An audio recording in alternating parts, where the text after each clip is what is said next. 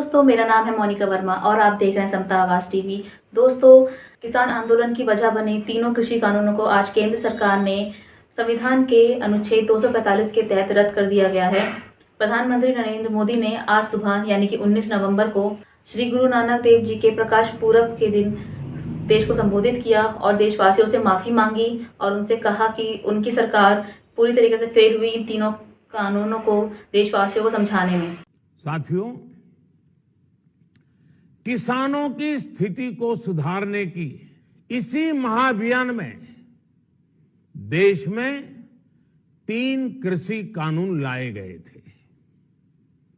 मकसद ये था कि देश के किसानों को, खासकर छोटे किसानों को और ताकत मिले, उन्हें अपनी उपज की सही कीमत और उपज बेचने के लिए ज्यादा से ज्यादा विकल्प मिले।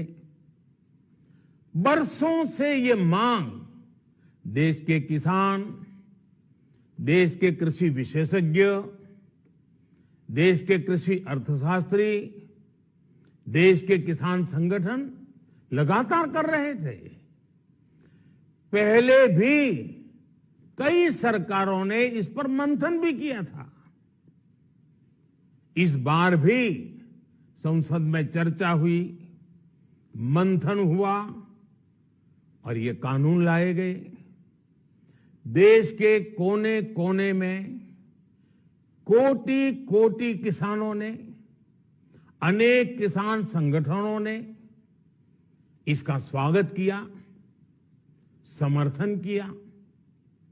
मैं आज उन सभी का बहुत बहुत आभारी हूं, धन्यवाद करना चाहता हूं।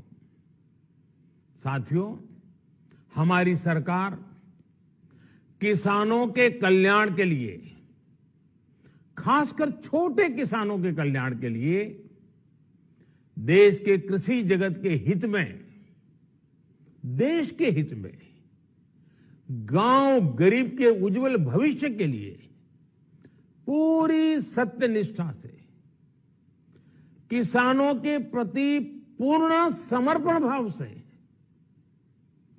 नेक नियत से ये कानून लेकर आई थी।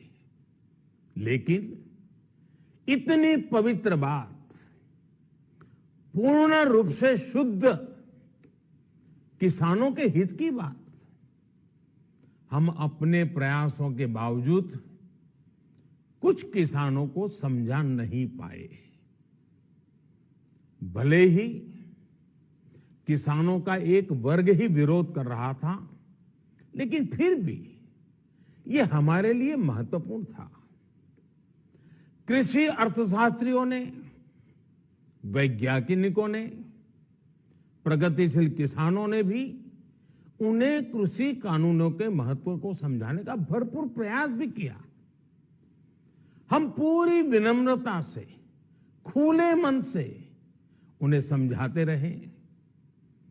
अनेक माध्यमों से व्यक्तिगत और सामूहिक बातचीत भी लगातार होती रही।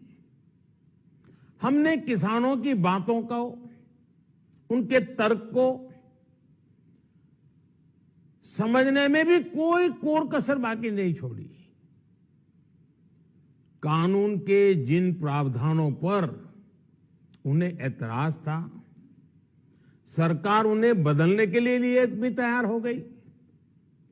2 साल तक हमने इन कानूनों को सस्पेंड करने का भी प्रस्ताव दिया।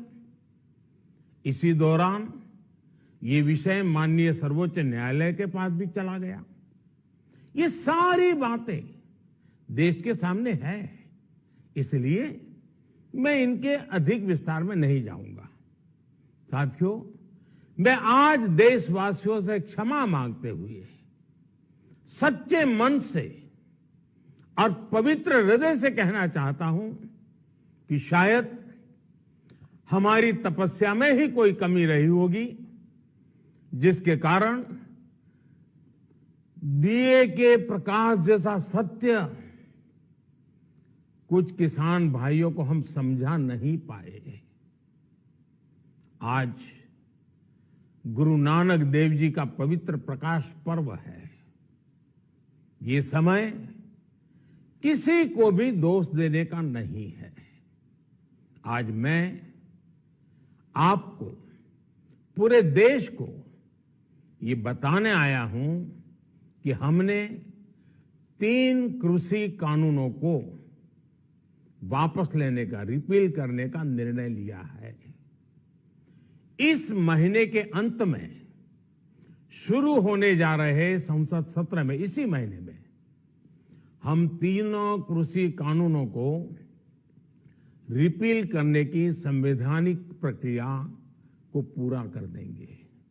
साथियों, मैं आज अपने सभी आंदोलनरत किसान साथियों से आग्रह कर रहा हूं, आज गुरु पर्व का पवित्र दिन है। अब आप अपने अपने घर लौटे, अपने खेत में लौटे, अपने परिवार के बीच लौटे। आइए एक नई शुरुआत करते हैं। माननीय बहन कुमारी मायावती जी ने भी मीडिया के सामने आके किसान भाइयों को इस मौके पर ढेर सारी बधाइयां दी और किसानों के हित के लिए केंद्र सरकार से कुछ मांगे कि आइए उनसे सुनते हैं कि आज उन्होंने क्या कहा। देश के किसान केंद्र सरकार द्वारा देश के किसानों पर जबरदस्ती थोपे गए 3 नए कृषि कानूनों की वापसी को लेकर काफ़ी लंबे समय से, अर्थात लगभग 1 वर्ष से सर्दी, गर्मी व बरसात आदि की मार झेलते हुए अपने आंदोलन पर डटे रहने व उनमें से कुछ किसानों के शहीद भी हो जाने का बलिदान अंत में रंग लाया और केंद्र सरकार ने उन विवादित कानूनों को अति देर से वापस लेने की घोषणा की, जबकि यही फैसला बहुत पहले ले लेना चाहिए था केंद्र की सरकार को, जिसके लिए देश के समस्त किसानों को हार्दिक बधाई। इसके साथ ही यदि ये फैसला केंद्र सरकार काफ़ी पहले ही ले लेती तो देश अनेकों प्रकार के झगड़े व झंझट आदि से बच जाता।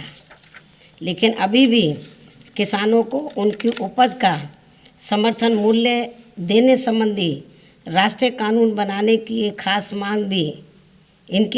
मांग भी अधूरी पड़ी है, जिसके लिए बीएसपी की मांग है कि केंद्र सरकार आने वाले संसद के शीतकालीन सत्र में इस संबंध में कानून बनाकर किसानों की इस मांग को भी जरूर स्वीकार करें।